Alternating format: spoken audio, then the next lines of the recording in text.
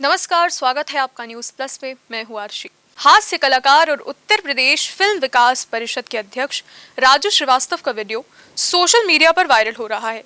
राजू श्रीवास्तव ने एसपी पर तंज कसते हुए अपनी प्रतिक्रिया व्यक्त की है। राजू श्रीवास्तव का कहना है कि यार 100 की सीधी बात है, भाजपा में ही बहु बेटियां सुरक्षित हैं, इसलिए मुलायम सिंह की बहू अपर्णा यादव भी भाजपा में आ गई हैं। इसे कहते हैं समझदारी।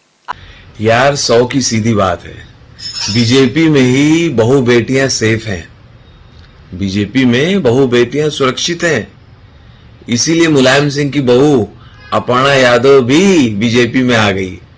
इसे कहते हैं समझदारी। मुख्यमंत्री योगी आदित्यनाथ ने आज कहा कि समाजवादी पार्टी हो या कांग्रेस, ये दल आपराधिक मानसिकता, तमंचावादी मानसिकता और माफियावादी मानसिकता से उबर नहीं पाए हैं।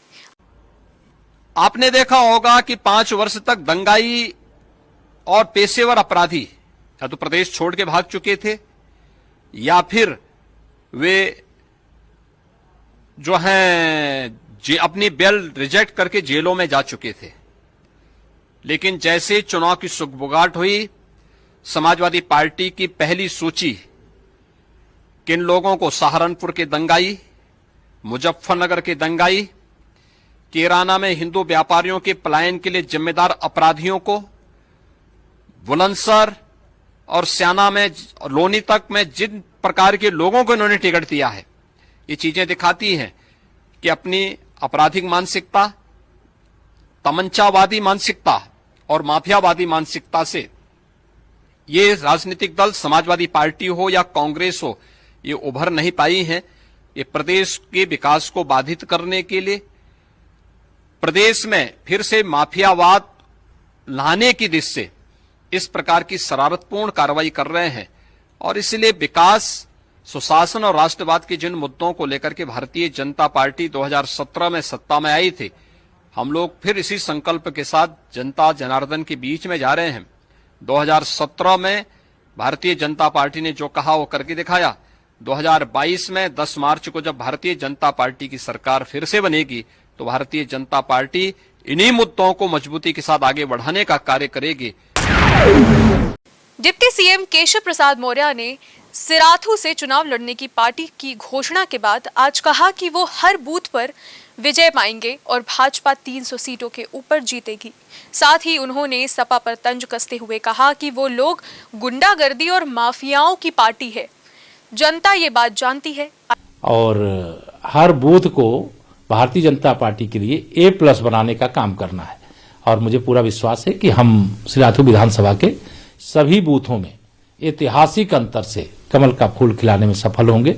और 10 मार्च को वही स्थिति उत्तर प्रदेश की होगी, जहां 300 से अधिक कमल के फूल फिर खिलेंगे, भारतीय जनता पार्टी की सरकार फिर बनेगी और विरोधियों के जो मंसूबे हैं वह जनता ही चकनाचूर कर देगी। भ्रष्टाचार के खिलाफ हमने चुनाव लड़ा है, हमने विजय पाई है। और भ्रष्टाचार के खिलाफ जो लड़ाई है वह कांग्रेस शासित हो या गैर कांग्रेस शासित राज्य हो, वहां पर इस प्रकार की कार्रवाई ये एजेंसियों का अधिकार है, वो करते हैं।